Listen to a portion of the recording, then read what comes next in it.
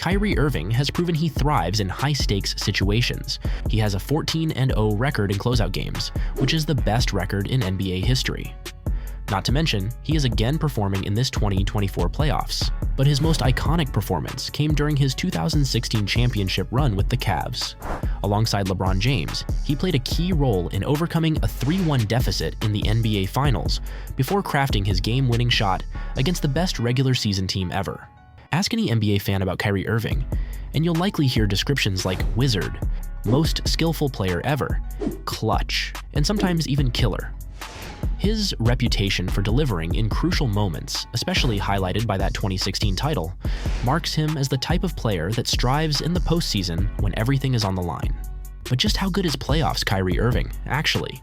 Welcome to Sportsphere. Let's get into it. There is no doubt that completely judging an NBA player based on just wins and losses is not fair, due to the team aspect of the game. But when it comes to playoff basketball, superstars are the ones who decide the game. Kyrie Irving began playing his basketball with a very bad Cavaliers side, who were nowhere near the playoffs. And thanks in part to LeBron returning to Cleveland and the team trading for Kevin Love, Kyrie got his first experience of NBA playoff basketball 4 years after being drafted.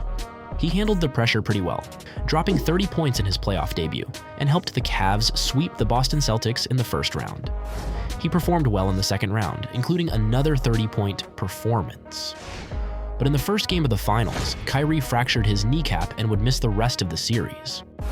The former Duke guard has been in the NBA for 13 years now, but his clutch reputation mainly comes down to one series.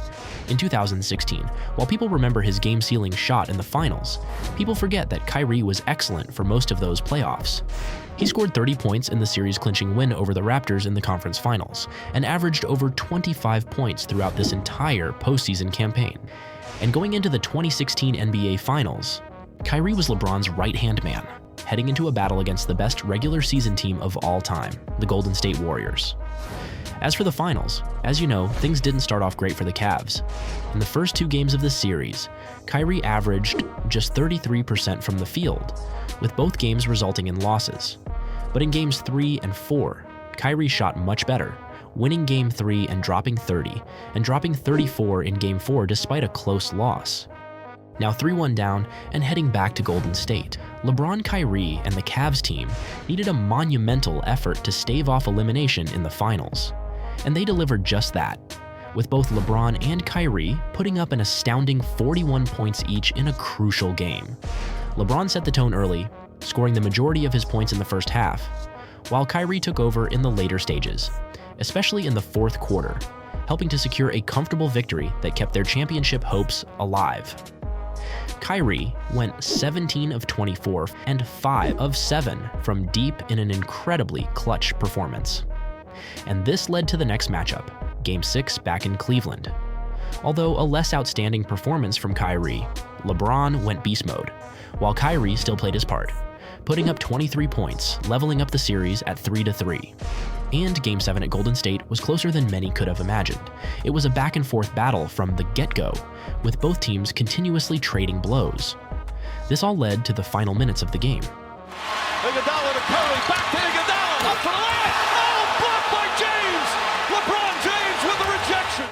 And not long after this huge play, the Cavs had to capitalize on the stop, and with LeBron gassed, Kyrie Irving was given the ball to make the play.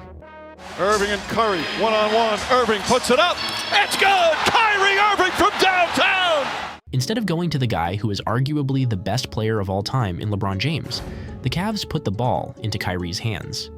He had a one-on-one matchup with the unanimous MVP, where Kyrie used his slick handles to create the tiniest bit of separation and drill the clutch three-pointer to give the Cavs a lead they would never give up.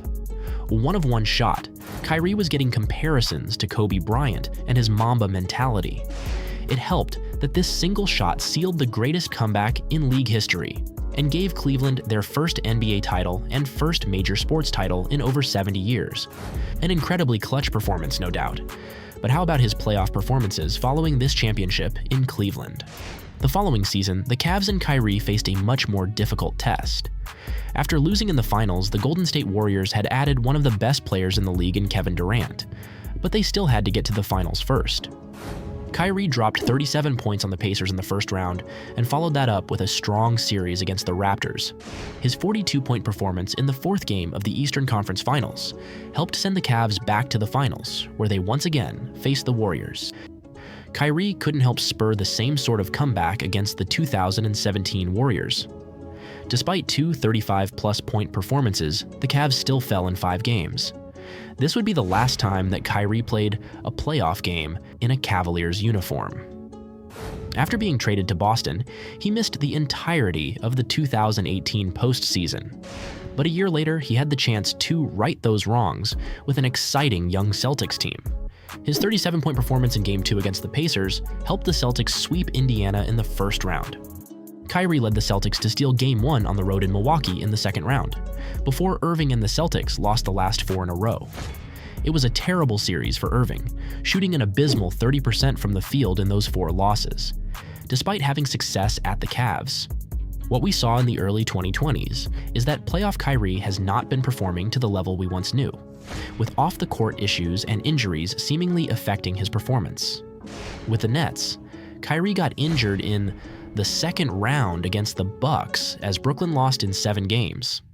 Despite the fact that Irving and his teammates were healthy for the 2022 playoffs, Irving and the Nets got swept. Kyrie did put in a classic 39-point performance in Game 1, but it was still not enough for the win. Prior to the 2024 playoffs, Kyrie Irving played an impressive 76 games in the playoffs throughout his career. That run means Kyrie has pretty much played an entire season in the playoffs. So how do his stats look during that time? Across his playoff career, Kyrie Irving has averaged 23.4 points, 4.8 assists, and 3.8 rebounds per game. Those are pretty good stats, but I don't think anyone would say those are elite numbers. It was really during his time in Boston and Brooklyn that saw Irving's numbers decrease.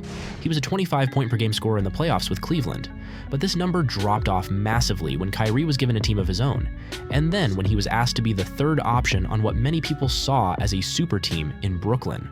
So it seems like Kyrie strives in the second option role, as the Robin to a Batman. At the moment, Kyrie is the right-hand man of a different superstar forward. He was traded to Dallas 2 years ago with the aim of helping Luka Doncic reach the NBA Finals for the first time in his career, which is actually going to happen. So there is absolutely no doubt that Kyrie still has plenty of playoff games left in his career. The numbers don't always do it justice. Kyrie Irving has got something that plenty of NBA legends don't. He will forever be an NBA champion, with his one ring probably feeling a little bit more special than most. For decades, people will remember that shot in Game 7 in the Warriors building to seal the most spectacular comeback in league history.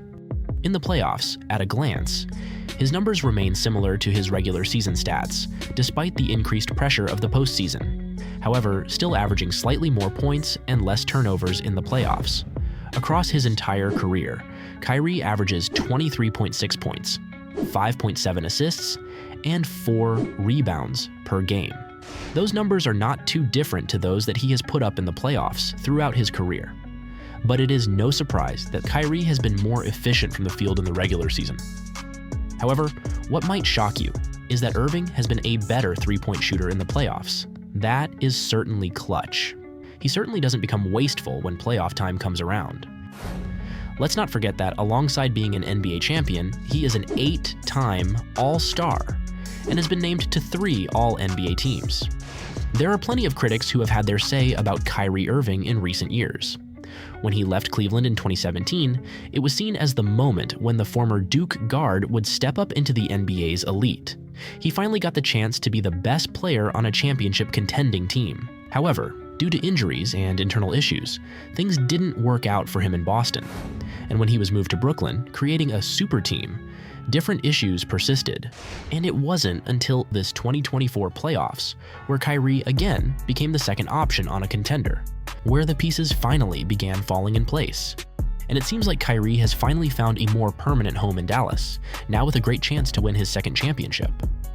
Despite having a bumpy time on the talent-filled Boston Celtics and a controversial and injury-ridden time with the Nets, in his NBA career, Kyrie is 14-0 in closeout games, which is the best record in NBA history. Not to mention, he also has the chance to make this 16-0 after this 2024 campaign, adding this to having made one of the most iconic shots ever. If this doesn't make him one of the most clutch players in the NBA, I don't know what does. Do you think Kyrie is the most clutch player in the league? Put your thoughts in the comments down below. And while you're down there, hit the like button and subscribe. Thanks for watching SportsSphere, and we will see you next time.